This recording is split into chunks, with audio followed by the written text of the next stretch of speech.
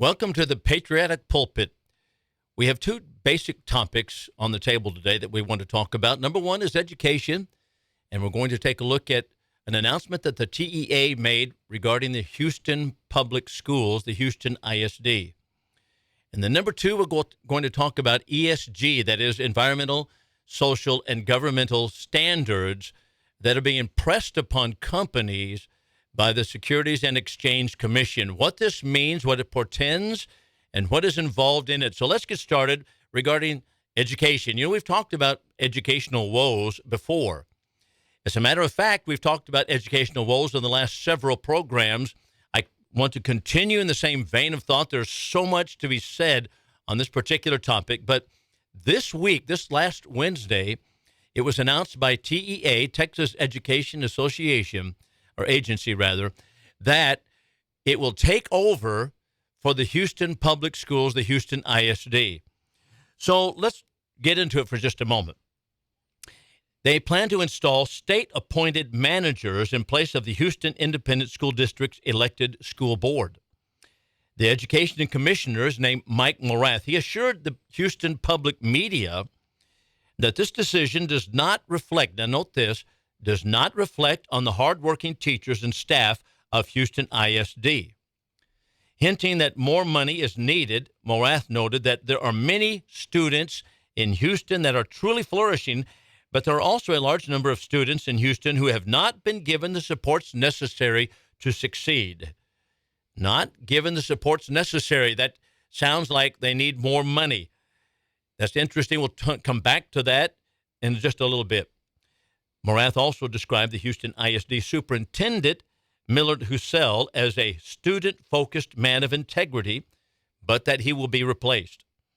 So the TEA takeover simply means the state agency will control the budget, school closures, collaboration with charter networks, policies, curriculum, library books, as well as hiring and firing the superintendent, among other important decisions. So let's think about, why is TEA stepping in? Now, they've already told us that it's not about the teachers, it's not about the students, it's not about the superintendent. Well, what is it about them? Well, I want to say, first of all, these low-performing schools hardly are ever about the teachers. I can't think of that. The teachers are some of the hardest working individuals and some of the lowest paid individuals in society. They are hardworking. Sometimes, and this is the case on many occasions, the teachers are harder working than the students. And it begins to be a flip-sided thing where you think, well, I'm working harder as a teacher to get my students to be passing than my students are. I care more about them passing than my students care about passing. And that's exactly the case in so many school districts and in so many schools. So it's not about the teachers, and I'm going to be the first to say that's exactly what I believe to be the case. It's not about the teachers. Neither is it about, and I don't know the Houston ISD superintendent.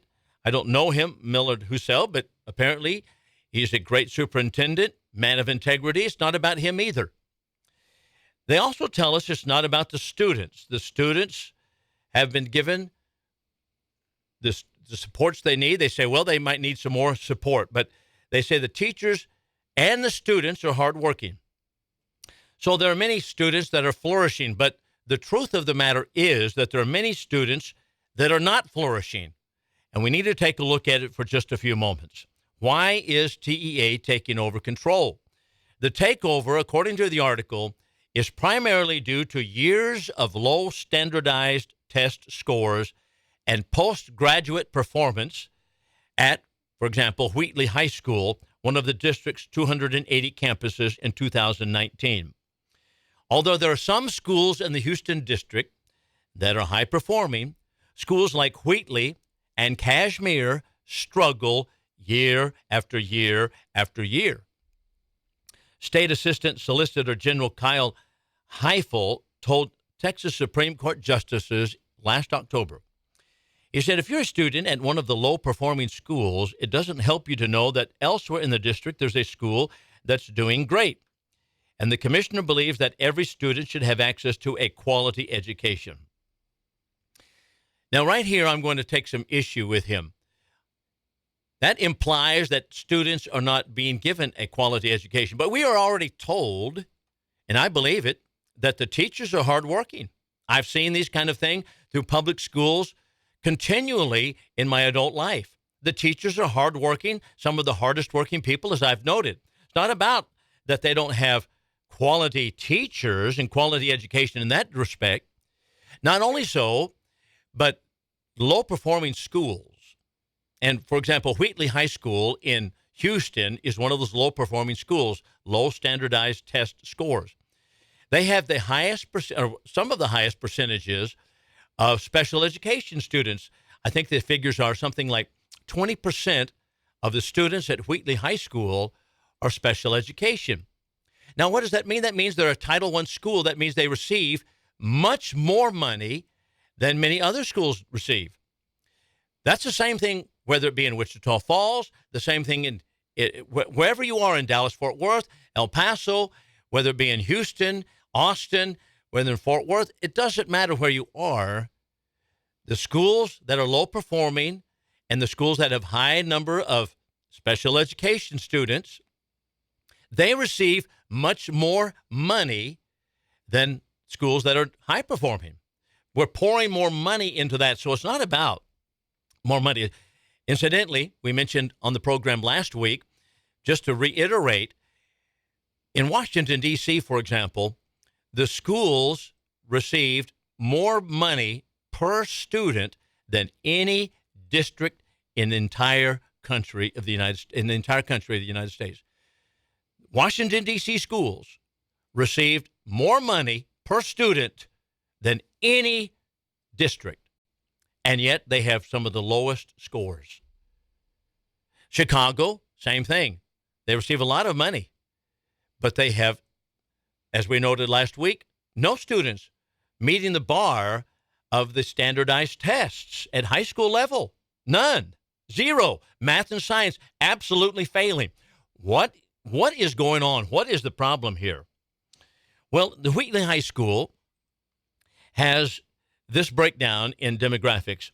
It serves 460 African-American students, 403 Hispanic students, 3 Asian students, and 3 white students. 94% were classified as economically disadvantaged. Now, what does that mean? Well, that means economically disadvantaged. They're providing them free breakfast, free lunch. In the summer times, they send, perhaps, as they have in many districts, send supper homes to the kids. They pay for their not only education, but their meals as well. So what is going on here? Education Commissioner Morath stated, most minorities start from behind. Now, I want you to hear this. Most minority students start from behind. And starting from behind means you have to catch up. And you're playing catch up for so long that eventually your status quo catches up to you. All right, let's stop here for just a few moments and think about this. Now, in the article, there's a couple of professors who weighed in on the topic and given us a wrong answer. I'm going to tell you right away. Here's an historian, for example. Karen Benjamin found that white schools have greater resources flowed to West Houston, while black schools were placed in South Northeast Houston. And she's talking about back in the 1920s in the schools that were as they were established, including Wheatley and Fifth Ward. Now, that was 1927. All the while, schools in relatively integrated areas that didn't fit into the racial zoning plan were shuttered or denied adequate resources. Well, that may have been the case back then. That's not the case today. I don't have any facts and figures before me to argue with her about 1927, but I do know that that is not the case today. These Title I schools receive more money. They have more resources than other schools. More money. They have good, hardworking teachers. They have great staffs. They have great superintendents. So what is the problem? Now, Karen Benjamin goes on to point out that it was all about segregation. Residential segregation got baked into the system. You know what? This is example of liberal nonsense. As if segregation is going to cause low performance on standardized tests. Now, I've given you an illustration in the past. You look at You look where freedom reigns. And freedom reigns, for example, as people worship. Black churches congregate together frequently. Is that wrong? No. They like to be with people of their own kind or people more like themselves. That's what they prefer. I lived in East Texas. I happened to preach at a black church at one point, but I happen to know this is exactly how it works. I mean, they want to do it. And the white churches, perhaps so. But now when you talk about white churches, they say, well, boy, there's something sinful about that. What are we going to do to open up the doors to minorities? You know what?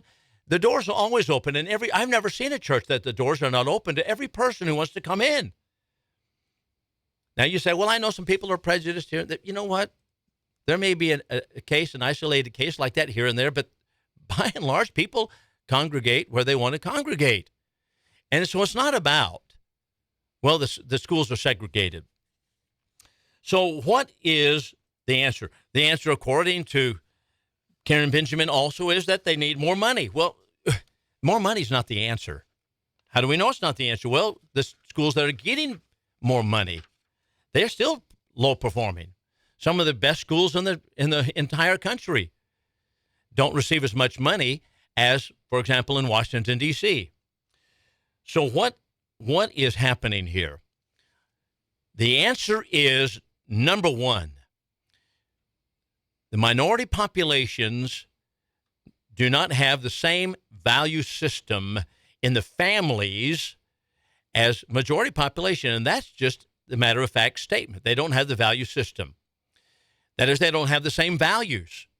That is why you have 3/4 of African-American children growing up without fathers in the home. Now, you may say that's the government's fault for stepping in and becoming the father, and I agree with that, but that is nevertheless the case. The same thing regarding abortion rates. The abortion rates are 3 times higher in a minority population than they are in a majority population. That's just the fact of the case. The value system is not the same. I'm going to give you a little story. Sitting before a dean of college at Alabama State University. Alabama State University in Montgomery, Alabama, is 100% African American. The dean of the school, a black man, tells this. And he said, you know why that Alabama State University has, for example, an engineering department, but we only have about 20 to 25%, if I remember the numbers correctly, that are black males, black young men, that are in the engineering department. And on the other hand, there are about 70% women. Now, you might say, okay, what about it? Well, you look at other colleges. You go to any other college where it's not a black college, an African-American college, and he's the one doing the talking here. He said, do you know what the numbers are for the engineering departments and other like-minded departments? 75% male, 25% female, something roughly about akin there too. Weighted more largely for the males than the females. Now, why is that? Because these colleges are cutting out female? No, it's not, because they are begging females to be a part of it. We think that's part of the diversity, equity, and inclusion standards. No. And here's what he said. He said, because the black male, the young men, do not value an engineering degree. They don't want the engineering degrees. They don't want it. That's what's happening. They have a different value system. And until we can understand that, and until we look at that, now is that to say, well, okay, they're all bad? No, there are a lot of great people coming out of poor, poverty-stricken neighborhoods, African-American community, Hispanic community. But let's face it, the value systems are not the same as far as education is concerned in many African-American homes. That is just the fact of the case. And it's the same way regarding many Hispanic homes. The system, the homes themselves do not value education. And we are afraid to speak that way and say it, but that is the obvious case. You might look at any school, just take an elementary school that is dominated, for example, by Hispanics. The education is provided. send homework home, doesn't get done. They're not doing it. They're not studying it at home. They're not reading it at home. They're not reading to the children. The children are not being read to. They come home. They come back with no homework done. They have not learned even the basics of it. Why is that the case? Well, in many cases, they have fatherless homes, and if the father is there, they don't have the same value system on education as other segments of society. That is not to say they're bad people. It's simply to say they have a different value system. So that's why, in many cases, teachers are working harder than the students. You don't see them reading at home. They don't practice the multiplication tables at home. That is what is occurring in poverty neighborhoods and low-income neighborhoods. And so you're going to find the TEA is not going to be able to fix it by going in there and managing the Houston ISD. This becomes a cultural problem that goes really to the heart of man. And that's what's taking place in different areas of our country. We'll be back in a moment. Now, in the first segment, we talked pretty sharply about some of the cultural differences and cultural problems that we have in America and subcultural problems that we have in America. And so I want to emphasize and underscore that we're not talking about the inability of minorities to learn. We're not talking about the inability of people to succeed and do great. There are so many people. Everything's equal across the board on that. But when the home itself does not value education and educational standards, then we can expect to see, as they found out in Houston, that students are starting from behind. Now, I'm going to give you an illustration. And this is not simply to talk about myself here. I try to rarely talk about myself. But when my first son, Seth, and I tell you what, when he started talking when he was 2 and he never stopped. But he was very sharp, sharper than I am. And I thought, boy, you know what? I'm going to have to channel this young man's mind, this child's mind. So I began sitting down with him and reading to him, having him go over things. I like to study the Greek. I try to study the Greek New Testament. So I also taught him some Greek, a little bit of Greek, whether it be the present indicative active after the diphthongs and the alphabet and all that kind of thing. Okay, we got some of this. And I thought, boy, he's moving ahead. And, by the time he was 3 and 4, he was reading. We had the McGuffey readers, great reading system. And I had the McGuffey readers, and I would sit down, and he would read to me, and I would read to him. I'd correct him on the different things. And so, I was learning. I thought, okay, this is helping me because I'm learning a little bit. By the time he got into kindergarten in first grade, and I did this with my daughter Megan, my son Dan as well, when they got into kindergarten in first grade, well, they came out and told me, you know what? They didn't pass him on to a higher grade, but they said, he has all of this already. I said, well, I'm just going to push him ahead at home, do the best I can. Now, I say that, but I'm going to tell you, you go to a public school such as what you have in Wheatley High School, and I'm going to tell you that this is not what the home life is like for most of those children. They are not getting it. They're not going to have parents sitting down reading to them. It's not because I'm better than anybody. It's simply because that's something that they didn't value as I did. And they're not learning it. And so today, in these schools, 2nd and 3rd grade, they're having a hard time even with the alphabet, the sounds of the alphabet. And you say, well, that's because they come from a Hispanic background, perhaps. Well, maybe so, whatever it may be. But be that as it may, when we get into 2nd and 3rd grade, 7 and 8 years old, and they still have a hard time with the vowels and the consonants and sounding out letters and sounding out words and having a hard time by the time they get in 4th and 5th, well, they are behind. They're coming from behind. What happened? Well, they never got after that in the home. They never did that. And I tell you what, I invested a lot of time with my children doing that kind of thing because I wanted them to have that. That was my choice, and it was a personal choice of mine and my wife's. But, you don't find parents doing that frequently today. They may have They may have a system of values that have something else that's important to them. That's fine. That's their choice. But let's not say, well, the kids are unable to learn. No, they're able to learn. But if they're by the time they're 6 and 7 years old and they haven't started reading, they haven't started putting things together, they're behind. And they're behind because of what goes on in the home. And I'm going to tell you something else that goes on in many of these homes. They have a mother who's maybe working, no father in the home. She may be working a couple of jobs. The children are being babysat by the television and or a telephone, and that's what's happening. They're not learning these things. So what's happening in the Houston ISD is indicative of what's going on across the country as far as test scores are concerned. I'm going to tell you another thing. Here's what's happening in many public schools. I remember I was in East Texas teaching.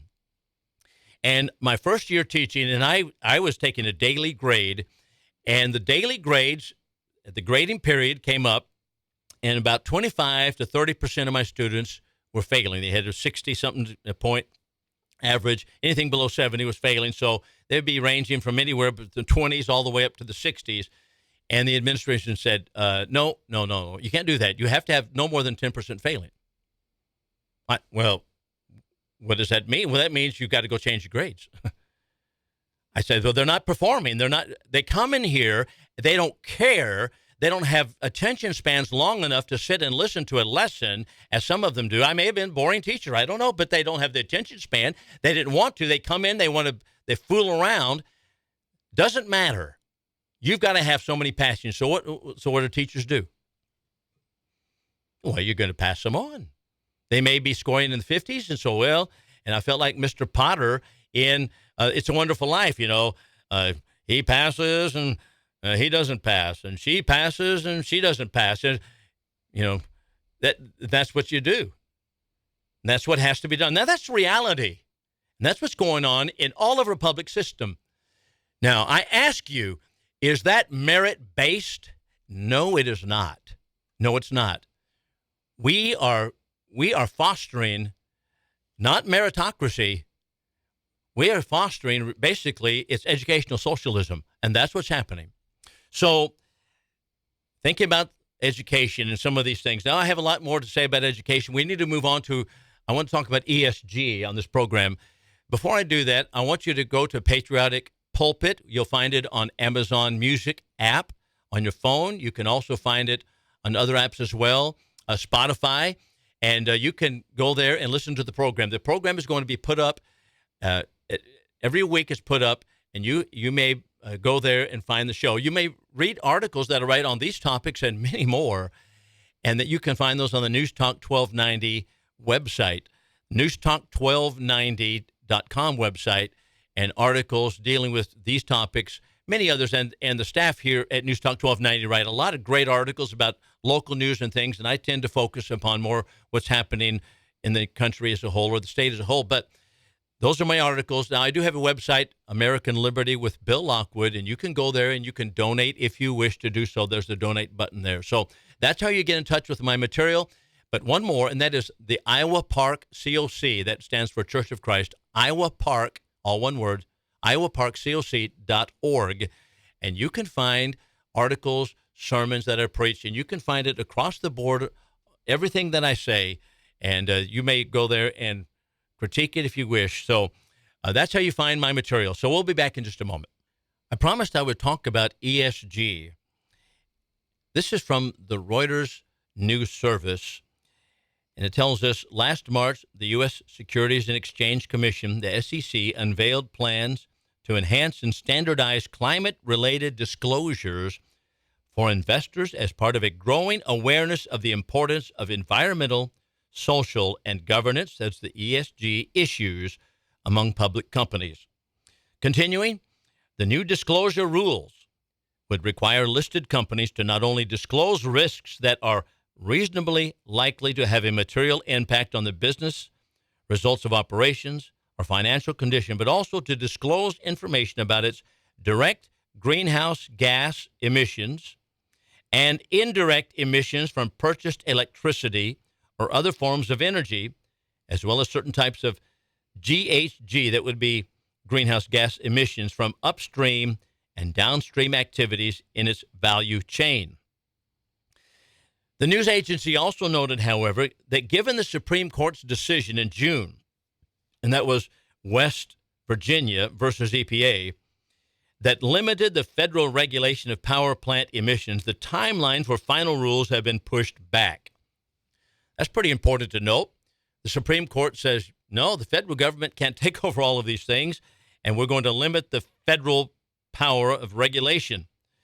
So ESG rules are being pushed back. Nevertheless, the news agency assures us that most investors support the core tenets of the new disclosure rules. So many, therefore, expect the new rules to be finalized and an implementation process will be started. So ESG, and that will be the companies must list, if they're going to be listed on the Securities and Exchange Commission, they must list how they are fighting greenhouse gas. They must list how they are friendly to the environment, as well as social and governance, and we'll talk about that right now. So Investopedia, what is ESG exactly? Investopedia tells us following that it is environmental, social, and governance. Investing refers to a set of standards for a company's behavior used by socially conscious investors to screen potential investments. All right, so environmental criteria consider how a company safeguards the environment, including corporate policies addressing climate change, for example. So if you're going to have a good score for the SEC and people are going to invest in it, they're going to give you a thumbs-up rating if you show that you are actually investing in how to stop climate change. Social criteria examines how it manages relationships with employees, suppliers, customers, and communities where it operates. But let's break it down just a little bit. What does that mean? Basically, it means what? Okay, how many homosexuals are you going to hire? How many women do you have on staff? How many minorities do you have compared to the white majority? What is your breakdown demographically, as well as the sexual preferences that you have on staff? That's what they want to know. That's the social criteria. And governance deals with the company's leadership, executive pay, audits, internal control, shareholders' rights. So values such as racial and gender diversity in the workplace, this is added to climate change impact, and it rounds out this politically correct agenda. I've had Tom DeWeese on the program, just dozens of times. He has the American Policy Center, and I urge you to go to the American Policy Center. He explains all of this very well, but in a paragraph that he published in January of this year, he said, what ESGs do in real life, as opposed to sick and twisted fairy tales for the ignorant, is value companies by their perverted reality that is taking down any and all moral absolutes and promoting our world to a dystopia of disease, immorality, and pure evil. Now, why does he call it pure evil? Now, I want you to think carefully about this for just a moment. By restricting investment in production of oil and gas by Western producers, that is ESGs, you're going to have a blacklist, a sin list. We're not going to give the thumbs up rating to an oil company because, boy, they're harming the environment. So we're going to give them a thumbs down rating. So ESG increases the market power of non-Western producers. That is, we're not going to have. So let's say you take your money to Edward Jones or to some other investment company, and they're going to invest. But they're going to invest in companies, and the brokers are going to look at, okay, do they have a good ESG rating? And this ESG rating is based upon, well, does BlackRock, for example, where you can put your money and you can get a good rate of return, does it have a good ESG rating? Well, BlackRock does, because BlackRock, boy, I mean, they're all about the environment. They're all about social justice. They're all about the politically correct nonsense that is going around. So they're going to have a good rating. So what happens? Well, the oil companies, oil-based companies, the coal producers, they're going to be demonized. They're not going to have an ESG rating because they're politically incorrect. Just take, for example, Elon Musk, the Tesla corporation, the Tesla cars that he produces, do you think Elon Musk has a good ESG rating? Well, he might be environmentally proficient. He might be environmentally safe, and his cars might be. But, oh, no, Elon Musk is not going to have a good rating because he is for freedom.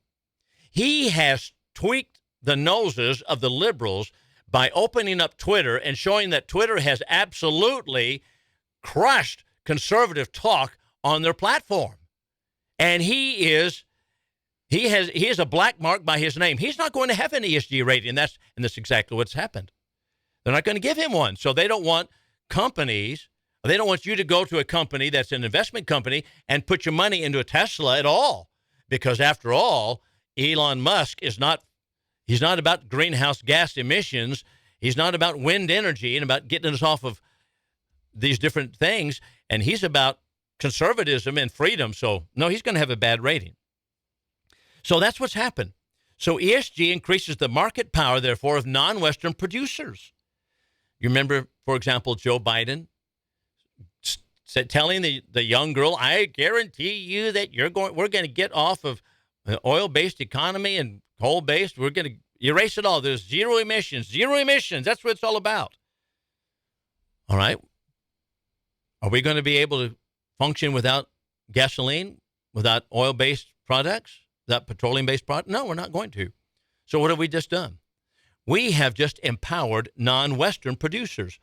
We have just given Vladimir Putin, we have given him the corner on the market. We have weaponized his energy supply. Net zero, the carbon emissions, net zero, that's the holy grail of ESG, has turned out to be Russia's most potent ally, quoted by Dewey. Now, that's exactly what's happening. This is why Tom Zitron, who writes in the Epoch Times, and this is why Tom Zitron calls ESG and the ESG grading system stealth socialism, because it allows the central government itself to do the central planning without having to publicly acknowledge such and deal with the unpleasant repercussions of property confiscation. Central planning to bring America down to the level of dependent, non-wealthy nations. China's building 2 coal-fired plants per week, and we are saying we're going to get off of it. We're going to get off the oil base by 2035. What is this about? It's about bringing everybody down to a poverty level. We'll be back in a moment. So what is ESG as far as its origin is concerned? Where are its origins? Where did this come from? Well, the concept was originally developed, as you might have guessed it, by the United Nations Environmental Program Financial Initiative 2 decades ago. 2 decades ago. That would put it way back yonder. As a way to implement sustainable development goals through its principles of responsible investing.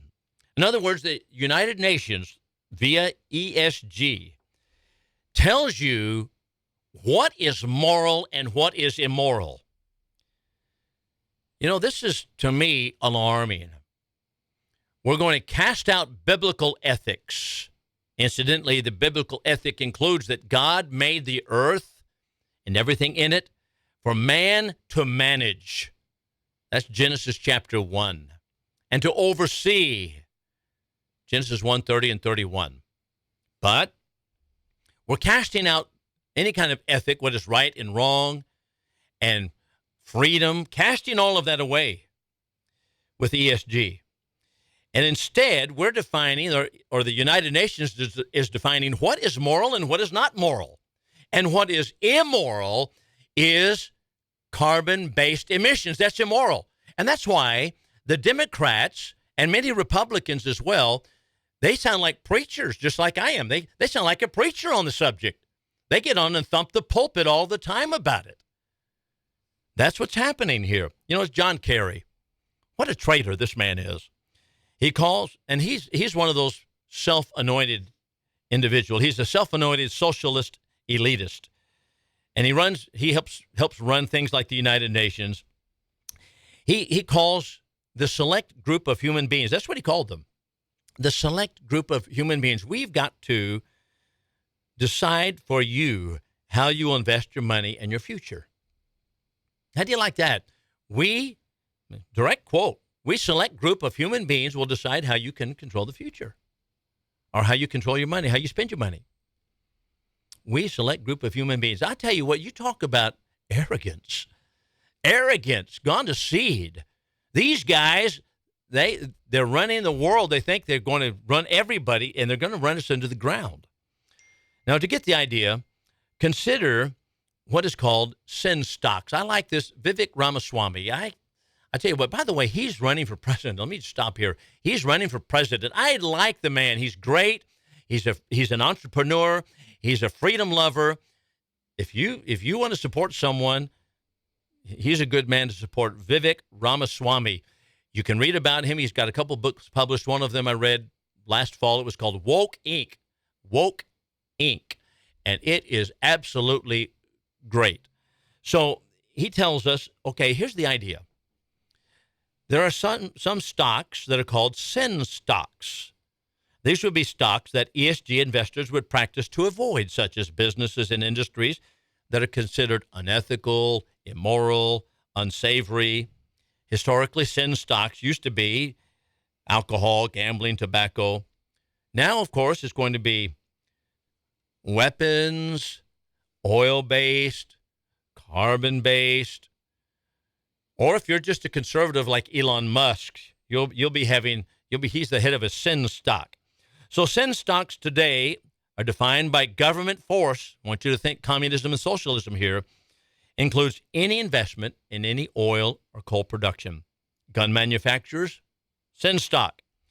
Companies are pressured to cave to socialistic criteria by submitting reports then that they foster the green agenda, how they've met racial quotas, how they furthered the war against sexism, and all of this is going on right under our noses. It's socialism in the corporate world. Zitron, that's a writer, Zitron, in Epic Times said, in a sense, ESG is a novel and brilliant way to place private corporations under the yoke of government. No longer would governments have to deal with having to pay shareholders a fair price. They wouldn't have to use the threat of physical violence to coerce managers to do their bidding.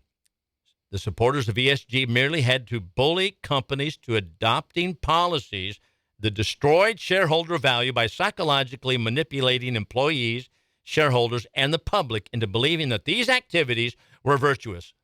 That's called propaganda. Let me just boil it down. That's propaganda. And that's what's going on. The green energy stuff is propaganda.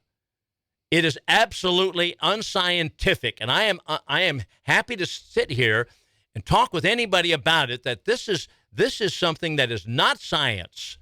It is simply socialist propaganda as a way to derail American freedom. Well, what are the results of ESG?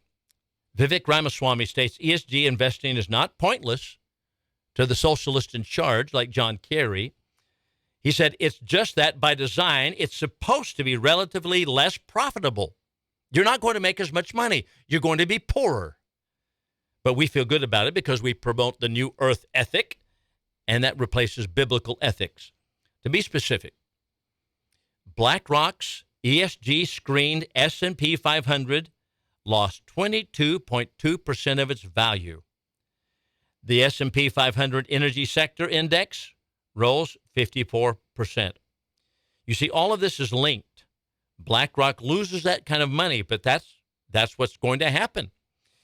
A 2020 study by Boston College Center for Retirement Research found that ESG investing reduced pensioners' returns by 0.7 to 0.9% per year. That's from Boston College Retirement Research Center. And with much of the difference attributable to higher management fees for ESG funds. Columbia University or the London School of Economics, they found that ESG funds appear to underperform financially relative to other funds within the same asset manager and per year, and they charge higher fees. ESG funds have worse track records for compliance with labor and environmental laws relative to portfolio firms held by non-ESG funds managed by the same financial institutions. Now, the same is true regarding in a multiple other studies, such as University of North Carolina studied it, the University of Iowa studied it. ESG will make America poorer. It will make Americans poorer and dependent upon foreign nations. But after all, that's the plan. That's the goal, to make us dependent. You know, the last few minutes, I want to talk about one other thing real quickly. You know, think about how much time people waste on social media. I thought this was stunning. Daily social media use averages 147 minutes per day, according to Statista. That's what Lawrence Wilson writes in the Epic Times. That's 2.25 hours. 2.25 hours average. That's hard to believe. American teens spent much more time than that using social media apps in 2021, according to the study by Common Sense Media. For teenagers, the average screen entertainment time was more than 8.5 hours. For tweens, it was 5.5 hours. Get that. Average screen entertainment time more than 8.5 hours. And 5.5 hours. This is what's happening with people today and the young people today. Now, the entire lesson is not simply that China steals the data, and that's what's going on in Congress and all across the news today. But I want to appeal in the last minute to something else. It reduces our productivity. Specifically, I want you to think about studying the Bible. The sad modern commentary on America is not only that we lack a work ethic anymore, which the Bible teaches, if a man doesn't work, neither let him eat, but that lack applies to a study of God's Word. Addiction to social media spells the end of any real engagement with biblical texts in any meaningful way, or even deep thinking for that matter. 2.5 hours up to 5.5 hours on social media waste so much time that could be used for productive Bible study. Not only has social media addiction supplanted Bible study, but most of the Bible that modern people receive is in very small nuggets of information provided by electronic Facebook and Twitter posts. It's like bumper sticker Christianity. Ladies and gentlemen, we're not going to learn the principles of the Bible and God's Word by little snippets and bumper stickers. That's not how it's going to be done.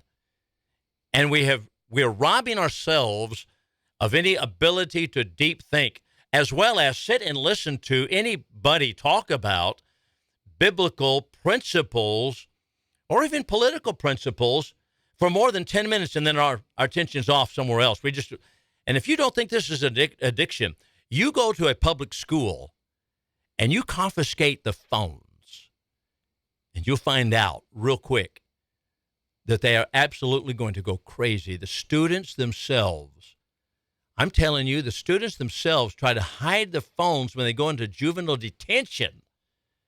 Hide it on their body somewhere. You talk about an addiction. We need to get off the social media addiction.